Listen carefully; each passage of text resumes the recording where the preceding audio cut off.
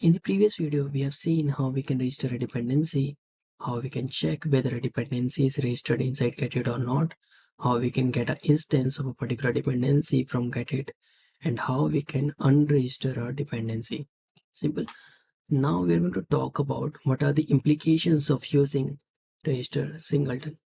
So in a production ready application, we have around 100 to 200 instances of different classes.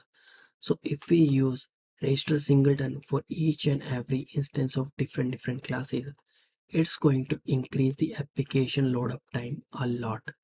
So in order to solve this, what we need to do, we need to use register lazy singleton. This small change is going to increase the application performance a lot.